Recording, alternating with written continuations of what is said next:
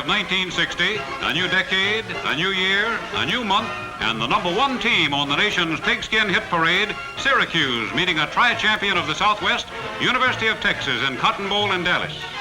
Syracuse out to salve the memories of an old wound suffered in this same Cotton Bowl 3 years before. Texas out to avenge a Sugar Bowl defeat 2 years before. Two fired-up teams that came to play football. Outstanding on this day were these two young men, Maurice Doak of Texas, a guard misnumbered with an always evident number 81, voted top lineman on this foggy afternoon, and Ernie Davis of Syracuse, whose number 44 shouldered the offense for the Orangemen. He earned top backfield honors. Syracuse Lightning struck fast in the Cotton Bowl, as you'll see, but now it's one for the money. Bobby Lackey of Texas has kicked off. Keep an eye on this runner back. Number 44, Ernie Davis, back to the Syracuse 26. 2 for the show. Doak is that eager defender. Art Baker, the Syracuse fullback, drives, and he and Doak exchange New Year's greetings. No gain. 3 to make ready. The Orangemen tip their hands to the orange and white on this early pass, and Dave Surratt's throw is no good. But the man says there was a penalty on the play, and then 4 to go, and here you are. Surratt throws back to Schwedis. Gerhardt throws to Davis, and this is the way you make a touchdown. A new Cotton Bowl record for 87 yards.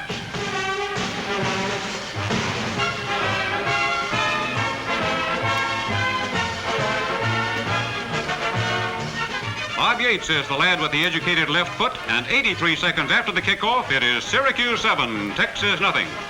Later on 4th down with just a foot to go, the Longhorns fail to make it. Good try, but Syracuse staves them off and takes over on the last play of the first quarter. Now from the Syracuse 23-yard line, here is Gerhard Schwedis, who has a shining moment. Ger breaks through tackle for 15 before he's batted out of bounds on his 38-yard line. And then the Orange tries to break Art Baker into the open, but the Longhorns had the negative on this play. Gang tackling like this held Syracuse to 133 rushing yards. And then here begins an 80-yard touchdown drive, the story of Syracuse. For the football purist who does not believe in the inflation of the so-called cheap touchdown, this, believe me, is a hard money market. Nothing fancy here, you understand, just the fundamental facts of life, and that would be the well-laid block, that well-timed handoff, an occasional keeper play, the running of plays in a series from left to right to center, and always, of course, with an alternate passing call that spells ground-eating ball control. You might well call this series of plays a test tube demonstration of the power that was Syracuse during 1959. And then on the Texas 1-foot line, the sheer glory of the goal line stand. With first down, Syracuse is halted 3 straight times by those rugged Longhorns. This is football you can feel as well as see. So here comes 3rd down with still a foot to go. Surratt tries it, Texas bars the door, and there's no gain. 4th down and still a foot away, and this time Ernie Davis goes in for the touchdown. Now watch a workout of the football rules. Syracuse takes a kick, goes for 2. No good, but the Longhorns were nailed for holding, so try it again.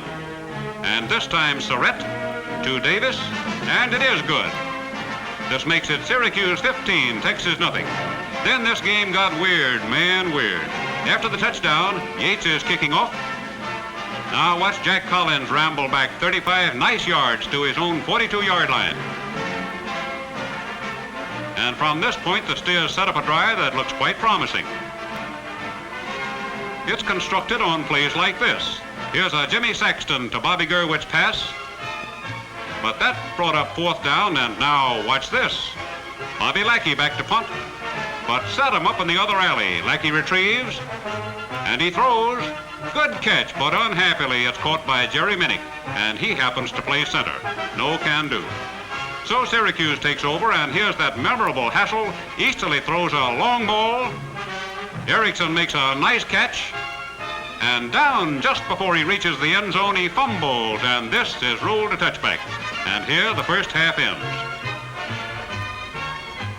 Now back to the sanity of the 3rd quarter kickoff. Again, Bobby Yates bangs it down to Jack Collins. The Jackrabbit starts well until he finally comes to grief.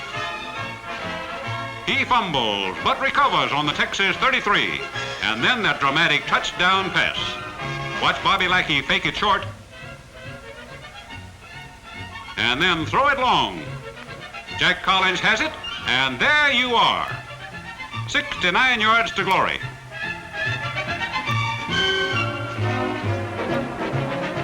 Try for point was no good. Syracuse 15, Texas 6. Now it's Syracuse on Texas' 24-yard line, and here you'll see Ernie Davis emerge into full view behind a tremendous wave of blocks.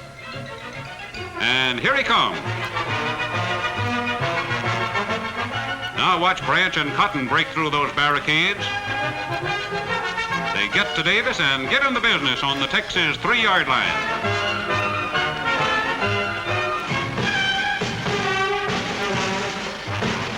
On the very next play, Gerhard Schwedis treats his gang to its third touchdown tea party on this foggy afternoon in Dallas town. Thunder on the left and the score. And again, Syracuse gives the new extra point rule a going over. Surrett to Davis, 4-2. This makes it Syracuse 23, Texas 6. Then in the fourth quarter, the Longhorns fire the final salvo into the Cotton Bowl record.